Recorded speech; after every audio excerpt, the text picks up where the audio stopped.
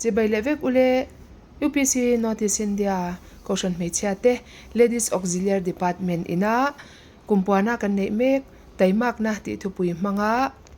kan local LED shoi tu ten hlapha tura min rat ve na ti hlotlin na na lalpa min pek ve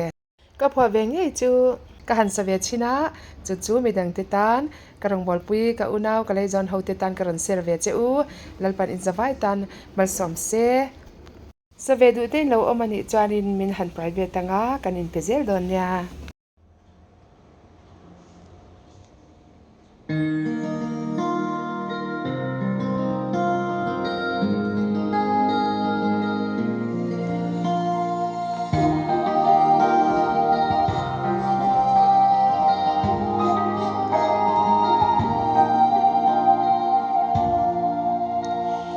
没切可萨查住，东耶木太阳嘞，龙如森米阿因阿曼阿桑索西，阿巴萨天龙转人，错那人人阿麦爱喽，带马那。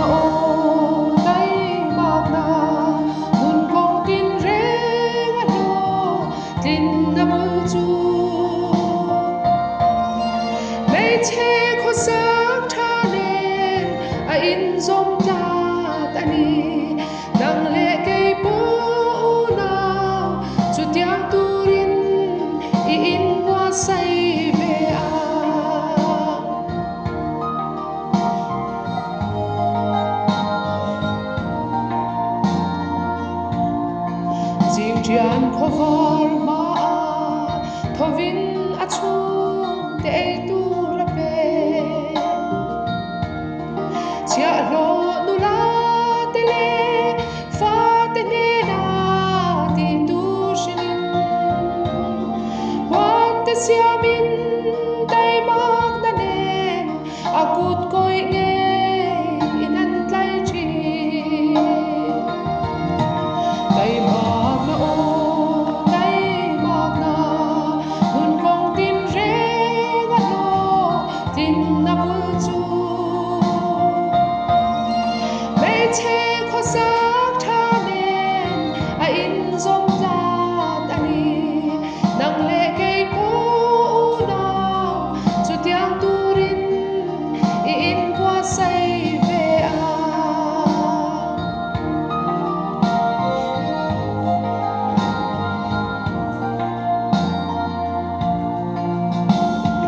Shingun har sát mang ăn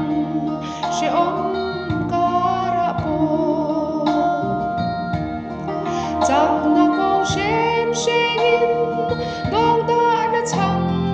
ei ngai lo zo pa le shai leng ten limin asak ming eng holi anti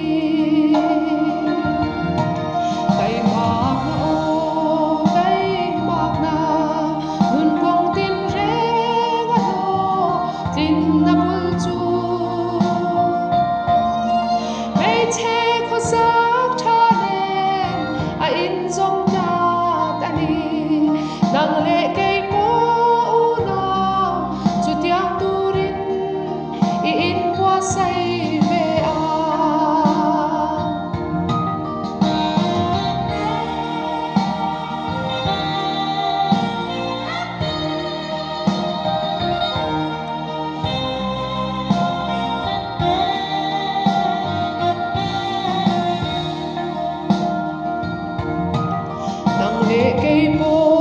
na thu thung boya in thuam cái tin chung qua te ven cha in xua lệ bol lo nu tiang cho din tharau bao te xua in tel pa chung qua din ve a tay ma